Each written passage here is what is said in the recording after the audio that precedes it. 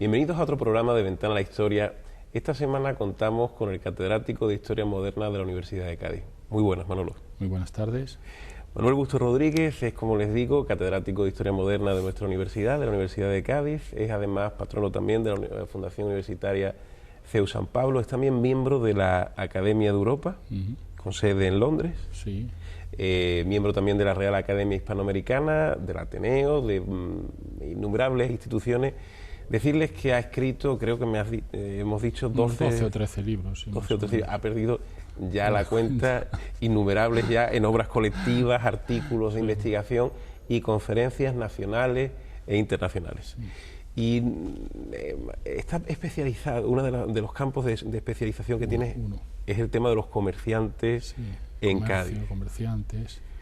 Y ahora, después de este bicentenario de Cádiz, 1812-2012, llegamos a un tricentenario, ¿verdad, Manolo? Sí, ahora tenemos que, utilizando términos marinos, tenemos que poner proa a 2017, que es el tricentenario, efectivamente, de la traslado de la Casa de la Contratación y del Consulado de Indias a Cádiz. Entonces, hay otra gran efemérides que celebrar. ¿Cómo fue ese traslado en 1717, desde Sevilla a Cádiz? Bueno, fue en principio muy rústico, es decir, porque Cádiz no poseía locales para ello, ad hoc, como en el caso de Sevilla, donde ya al haberse creado allí, pues en fechas bastante tempranas, en el siglo XVI, pues estas dos instituciones tenían sus propios edificios. Uno de ellos precisamente es el que luego servía de archivo de Indias, como sabemos. En cambio, en Cádiz no existía. Cádiz ya por entonces tenía un grave problema para alojamiento de la gente. Los alquileres de las casas eran muy caros, generalmente. No había terreno para construir. Hemos de pensar que Cádiz en esta época, pues todo lo que hoy llamamos Puerta de Tierra, ¿no? Pues era una zona inhóspita en donde prácticamente vivía muy poca gente. Lo único que había ahí unos huertos, unas zonas de cultivo, pero aquello estaba muy sacudido por los vientos. Hemos de pensar lo que serían los levantes o los ponientes cuando no había edificios ahí que parasen el viento. Luego aquello era una zona bastante inhóspita y la gente no prefería vivir dentro de las murallas. Además, psicológicamente se sentían más protegidos dentro de las murallas, ¿no? Bueno, por consiguiente, había un problema de vivienda, por eso la Casa de la Contratación y el Consulado vivieron, podemos decir, de alquiler durante mucho tiempo en Cádiz, es decir, prácticamente hasta su extinción. Y en este sentido, pues digamos que lo que realmente importaba era lo que significaban esas instituciones. Es decir, cuando se hace el traslado, no es tanto el lugar físico que vayan a ocupar esas instituciones, cuanto lo que van a simbolizar, lo que va a simbolizar ese traslado de esas dos instituciones señeras del comercio de Indias, del comercio hispanoamericano, a Cádiz, en detrimento de Sevilla, lógicamente, que fue la que se quedó sin esas instituciones que había tenido, con su sede correspondiente, como he dicho, pues a lo largo desde el siglo XVI y durante el siglo XVII. Pero Sevilla no se resignó fácilmente a perder su Casa de Contratación. Evidentemente, ¿verdad? Nadie se resiste a que le quiten algo que, bueno, considera que es suyo de por vida. Todos tendemos pues a proteger nuestra propiedad o lo que consideramos nuestra propiedad, y en este caso pues Sevilla, qué duda cabe, que estuvo en contra de este traslado, fundamentalmente a través de su ayuntamiento. El ayuntamiento, como representación de la ciudad, pues fue el que asumió de alguna forma la defensa de los intereses de Sevilla frente a los intereses de Cádiz, en este caso del traslado. Y bueno, pues en ese sentido dio la batalla, incluso estuvo a punto de llevarse el gato al agua, como alguien quien dice, es decir, estuvo a punto de que regresara otra vez la Casa de la Contratación y el Consulado de nuevo a Sevilla. Esto no se logró, afortunadamente, porque Cádiz contó con buenos valedores influyentes en Madrid, digamos, ante el gobierno. Con Felipe V. Exactamente, con Felipe V, y entonces hizo que el rey se retractara del cambio de sede de la Casa de la Contratación y del Consulado de Indias. Y por eso podemos decir que se conservaron aquí esas dos instituciones y con ello se remató, digamos, un proceso de cambio desde Sevilla a Cádiz en favor del comercio, del monopolio del comercio de Indias en favor de Sevilla. Es decir, se remató porque ya en 1679 se dio la primera normativa, más que normativa, la primera ley, digamos, que ya de alguna forma otorgaba a Cádiz de facto prácticamente lo que era la cabecera del monopolio, ya en 1679, y con esto, en 1717, con ese traslado que hemos dicho antes, lo remató. ¿Qué podemos decir, Manolo, de este Cádiz del siglo XVIII, que ya tiene a partir de 1717 esa Casa de la Contratación? Además, sabemos que has escrito bastante sobre este tema, uno de ellos el Colegio de los libros que has escrito, sí. El Colegio de Cirugía de la Armada. Mi próximo libro pretendo que sea precisamente sobre el consulado de Indias en Cádiz en el siglo XVIII. Estoy ya manos a la obra con él y bueno, espero que en un plazo, pues, en fin, si me dejan mis otras ocupaciones, pues pueda terminarlo. ¿Y qué podemos decir de ese Cádiz del siglo XVIII que nuestros televidentes, unos breves trazos de... Bueno, cuando la Constitución, aunque las comparaciones sean siempre un poco, bueno, pues malas hacerlas, pero yo las voy a utilizar un poco con fines pedagógicos, ¿no? Fines para que el que me está viendo, me está escuchando, pues lo entienda, ¿no? En realidad, cuando la Constitución de 1812 se hace en Cádiz, a través de las reuniones de Cortes y luego la proclamación de la misma, pues Cádiz no está en su mejor momento. Cádiz ya está en un periodo, digamos, en que empieza ya a verse los signos de la caída, de la decadencia, que luego va a alargarse prácticamente a lo largo de casi todo el siglo XIX y podríamos decir incluso hasta buena parte del XX, desgraciadamente. Pero, sin embargo, el siglo XVIII es el siglo por excelencia de Cádiz, es decir, el siglo dorado de Cádiz. Realmente, cuando Cádiz es emporio del orbe, es, como decía Fray Jerónimo de la Concepción a finales del XVII, fue precisamente el siglo XVIII. Es decir, es cuando Cádiz brilla con esplendor propio, se proyecta internacionalmente, cuando Cádiz es conocido, digamos, mundialmente como una ciudad mercantil importante y, por consiguiente, esto se lo debemos en buena parte a este monopolio de Indias, a que recayera a través de esas dos leyes, la de 1679 y la de 1717, con ese traslado que hemos citado anteriormente, digamos, es la que posibilitó, digamos, ese monopolio, el ejercicio del monopolio con las Indias ya exclusivamente en Cádiz. Que en este Cádiz próspero, en este Cádiz que comenta, ¿qué comerciantes podemos destacar dentro de ese siglo XVIII? Los comerciantes son innumerables, las familias de comerciantes que había, además se iban reemplazando, lógicamente, porque no todos los comerciantes que comerciaban, valga la redundancia, en Cádiz durante el siglo XVIII se mantuvieron durante todo el siglo XVIII. Hay algunas familias que sí, que se observa que sus apellidos se mantienen a lo largo de todo el 700, pero hay otras que al cabo de un cierto tiempo desaparecen, bien porque se emigran, se marchan a otro lugar, o bien porque simplemente no tienen descendencia adecuada. Hay que pensar que una parte de estos comerciantes, algunos, un porcentaje, sobre todo extranjeros, no se casaban, entonces no tenían descendencia y en consecuencia pues no se quedaba, sus apellidos no permanecían en Cádiz. Entonces hay un proceso, hay una renovación. Y luego está una serie de apellidos que son de transeúntes, es decir, personas que vienen ya desde el primer momento a una estancia de X tiempo en Cádiz. Flotante. Exactamente, que es una población flotante, que no se van a llegar a instalar en Cádiz y que regresarán a su país una vez, digamos, que hayan participado en el negocio, que hayan hecho, pues, en fin, un cierto tesoro, digamos,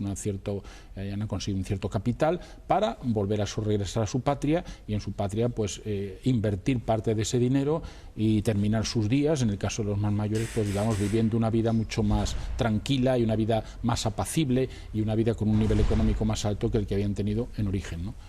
En tus publicaciones, alguna vez he leído las nacionalidades que había en ese Cádiz del siglo XVIII. Sí. ¿Cuáles son las nacionalidades más importantes de ese Cádiz del siglo XVIII? Tengo que decir que la palabra nación, ellos se llamaban nación, se llamaban así muchos de ellos nación, pero el concepto de nación sabemos que es un poquito más decimonónico, ¿no?, de alguna manera. Pero bien, en el siglo XVIII fundamentalmente las dos naciones, entre comillas, digamos, más importantes era la francesa y la italiana. La más importante era la italiana numéricamente. Cuando hablo de italiana, Italia no existía como país unido, unificado, sino que existían distintos territorios. Entonces, dentro de lo que llamamos Italia, pues había una presencia importante de genoveses, que era una colonia tradicional ya desde la Baja Edad Media. Había una colonia también del sur de Italia, es decir, había de distintas partes. Por eso, aunque hablamos de italianos, fundamentalmente no es Italia como país unificado, que no existe todavía. La francesa era la segunda en importancia, pero numéricamente, pero en cuanto a trascendencia económica era la más importante, sin duda, por encima de la italiana. Los franceses habían obtenido en el Cádiz desde principios del siglo XVIII una serie de ventajas debido fundamentalmente a que tanto en Francia como en España reinaba la misma casa, la Casa de Borbón, y esto había establecido unos pactos de familia que del cual pues los franceses, las colonias francesas se iban a beneficiar ciertamente para conseguir una serie de ventajas comerciales, ¿no?, con España y con el comercio americano. Y entonces Francia, ya digo que va a ser la segunda nación numéricamente, pero la primera en importancia económica. Y luego a continuación van a venir ya, digamos, a una distancia importante con respecto a estas dos, pues nos vamos a encontrar a los británicos, es decir, los ingleses, los irlandeses, hemos de tener en cuenta que a veces es difícil distinguir el que era irlandés del que era británico, porque el británico, por ser un país que generalmente pues tenía una situación conflictiva con España, su país, pues muchas veces, y además ser protestantes, pues entonces se hacían pasar por irlandeses. Entonces es difícil distinguir cuáles eran los verdaderos irlandeses y cuáles los verdaderos británicos. Bien. Estaban también la colonia flamenca, que aunque ya muy disminuida de fuerza, pero seguía existiendo, la colonia flamenca, flamenco-holandesa, podemos decir, y luego, pues ya de una forma mucho más dispersa y con numéricamente mucho menos importante, pues encontramos de los territorios alemanes, tampoco estaba unificado Alemania, sobre todo los países hanseáticos de la antigua Hansa, por ejemplo Hamburgo, Lübeck, etcétera, tenemos una representación importante. Y luego, digamos, pues ya sorteada de una forma salteada, pues tenemos suecos, que tenían un cierto número, una cierta importancia. Tenemos algunos de origen de lo que luego va a ser Grecia, que tampoco existía como país. Hasta 1830 pues no se constituye como país Grecia. Pues también había un núcleo de, hombre, uno de las familias, ya que me has hablado de familias, bueno, familias entre comillas, porque no llegó a tener descendencia, no llegó a casarse, era un solterón, pero es la familia de los Flagela, es decir, es el nombre de Flagela, que ya sabemos que además dio origen pues a esa famosa institución caritativa que todavía sigue cumpliendo una función social importante, que está en la plaza de Falla. Bueno, pues digamos que esas personas se les llamaba damascenos porque se pensaba que eran originarios de Damasco, probablemente muchos de ellos eran de la zona esta de Turquía, pero de la zona de Turquía más interior. Bueno, todo eso ya digo que formaban poblaciones mucho más pequeñas en cuanto a número. Y luego había una población, digamos, de negros, había una población también de algunos musulmanes que generalmente eran o esclavos, estaban al servicio, o bien eran libertos, habían sido liberados, pero que también daban un colorido étnico, por así decirlo, digamos, a la ciudad. Queríamos preguntarte, en ese siglo XVIII, en el reinado de Carlos III, aparecen los decretos de libre comercio. ¿Cómo afectan a Cádiz, Manolo?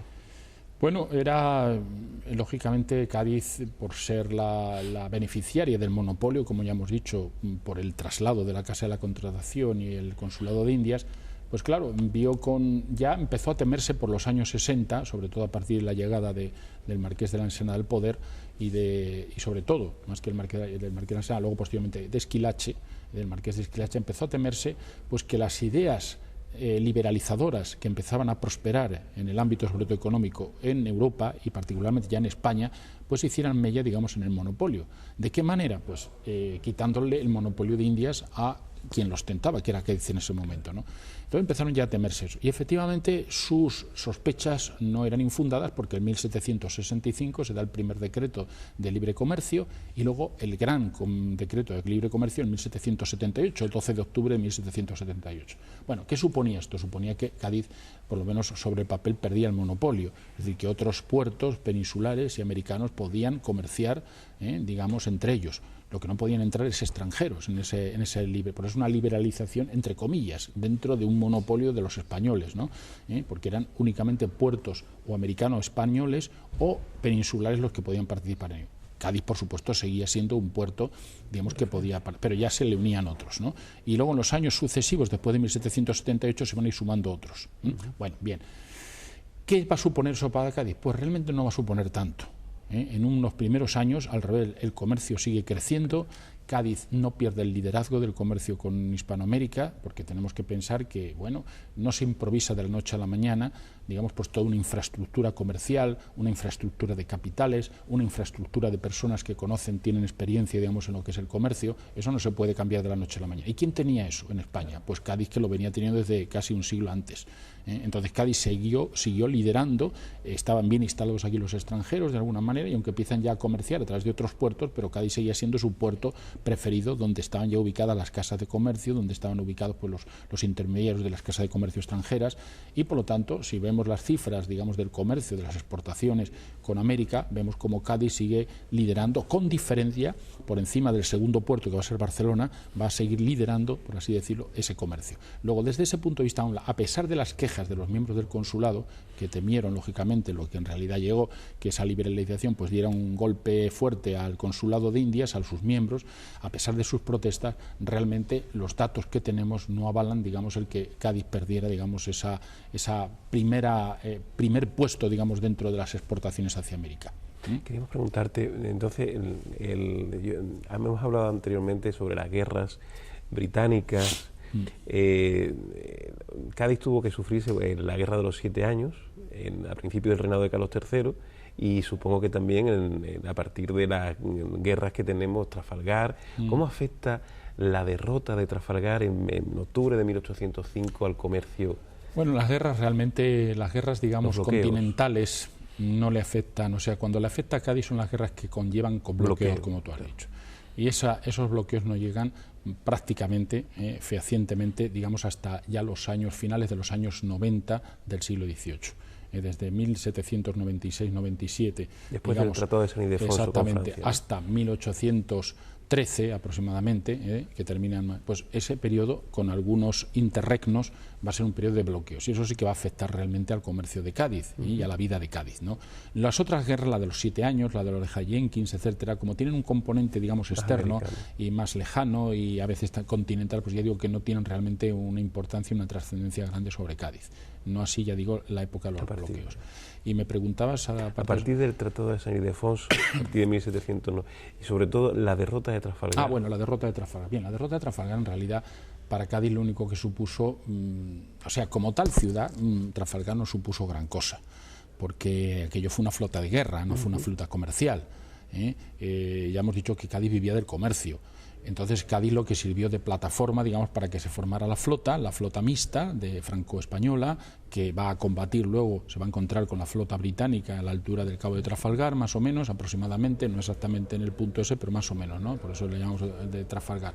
Y digamos que por lo tanto, a formarse la flota aquí, va a pertrechar esa flota con hombres y con pertrechos para la navegación, y luego va a recibir pues el desastre, los que habían sido los barcos afectados, los heridos, los muertos, el propio Gravina que viene a morir aquí, etcétera. Y eso es realmente lo que vive la ciudad de 1805. Ahora, ¿eso tuvo repercusión económica y repercusión de otra índole? Pues no. El bloqueo. Pues no, el bloqueo en el que estaba ya Cádiz inserta desde hacía tiempo, o sea que tampoco no fue una cosa pura de Trafalgar, sino que fue fruto, digamos, de la situación en la que se encontraba. Pero ciertamente esta batalla ya impide en gran parte las comunicaciones que había anteriormente con los virreinatos americanos, y ya las relaciones entre la Nueva España y la antigua y la España, la vieja España, se van deteriorando. ¿Qué va a significar para Cádiz ya la pérdida de las posesiones americanas, tanto las continentales, que como he sabido se pierden ya definitivamente en 1826 los últimos reductos, como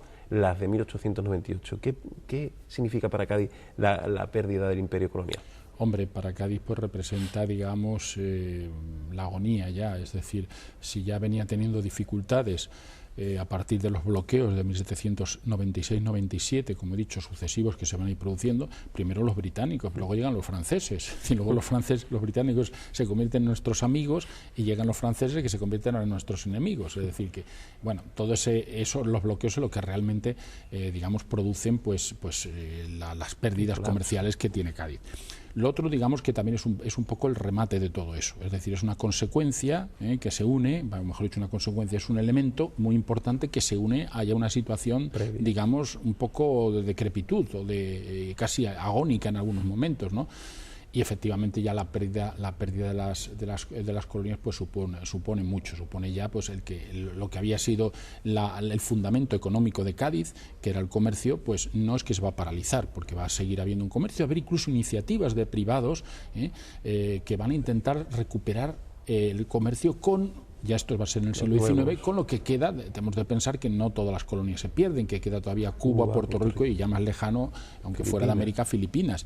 Y bueno, va a intentarse de alguna manera pues mantener un cierto relaciones comerciales con eso, va a seguir saliendo, Cádiz va a seguir siendo la zona de migración para esas zonas, sobre todo en el 19 que va a haber mucha inmigración pues hacia la zona americana, aquí se va a crear la transatlántica, o la transmediterránea, transatlántica o transmediterránea, transatlántica, pero lo he dicho bien. al principio. Bien, pues se va a crear esa compañía que de alguna forma pues va a seguir manteniendo ese hilo conductor, digamos, de relaciones entre los dos lados del Atlántico. Eso se va a mantener. Pero es verdad que ya, digamos, Cádiz como ciudad comercial, ciudad, digamos, señera en el campo comercial, está tocada de muerte, ¿no?, en ese sentido, ¿no? Y no va a volver a ser realmente pues lo que fue en el siglo XVIII. Vamos a encontrar pues una ciudad que va a tener un cierto protagonismo político, más en la protesta de lo político, precisamente también motivada por el descontento de la propia ciudad al perder, digamos, bueno, pues ese lugar prioritario que tenía dentro de la actividad comercial y que va a afectar a su sociedad, ciertamente a la sociedad gaditana. Pues yo creo que esa misma va a ser lo que se les va a hacer, va a ser una ciudad, pues hombre, que se va a sumar a todas las revueltas o a buena parte de las revueltas que se van a producir en el siglo XIX, sin duda alguna. Entonces, digamos que el siglo XIX ya, a pesar de ese protagonismo político, ya digamos que se va a notar esa pérdida de gran parte de la mayoría de los territorios de ultramarinos, de las provincias ultramarinas de América. Manolo, no sé, siempre en Ventana a la Historia nos gusta, mirando al pasado, poner una ventana al futuro, con esa ventana a la historia u otra ventana hacia el futuro. ¿Qué puede significar el 2017 para Cádiz? Bueno, Cádiz ya está muy agotada de celebraciones, lo hemos echado todo en el 12. Yo comprendo que, bueno, que había que aprovechar este momento, que políticamente Cádiz podía tener una proyección a través de la Constitución fuera de la propia ciudad, y bueno, eso se ha aprovechado, yo creo que se ha aprovechado en general bastante bien, ¿no? Eso quede por delante. Pero yo siempre he dicho que realmente, si miramos la historia y miramos con ojos de objetividad, evidentemente para Cádiz fue enormemente, pero enormemente mucho más importante, digamos, la posesión del monopolio de Indias, porque fue lo que generó la riqueza de Cádiz, fue lo que generó la riqueza de Cádiz. No fue el hecho de que fuera sede de las Cortes de Cádiz, que para la ciudad, como he dicho, no supuso gran cosa, salvo el recuerdo histórico que va a quedar de esa efemérides, ¿no?, y la Constitución luego, que por cierto sabemos que pues, tuvo poca vigencia, ¿no?, en definitiva. Sin embargo, el monopolio consolidó, digamos, ya un liderazgo que ya empezaba a emerger en Cádiz desde antes, como hemos dicho, cuanto menos desde el último tercio del siglo XVII. Y bien, en este sentido, pues, ¿qué me dices para el 2017? Pues bien, como ya hemos hecho un gran esfuerzo en el 2012, pues hombre, no vamos a tener capacidad ni sería ya conveniente cansar a la población ahora con otro esfuerzo suplementario, otro año liados con el tema del 17.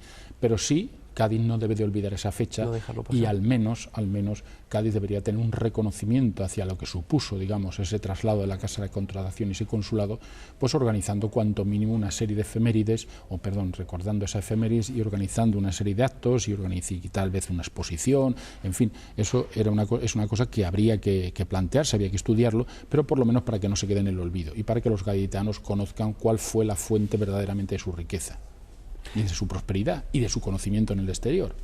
Esperemos que así sea y que las investigaciones que sigue haciendo Manolo Bustos sigan siendo de ese Cádiz del siglo XVIII, sigan proyectando el nombre de Cádiz en el exterior. Pues muchísimas gracias, Manolo. Muchas gracias a ti y a los oyentes. Nos vemos en un próximo programa de Ventana a la Historia. Y señores, hasta la semana que viene.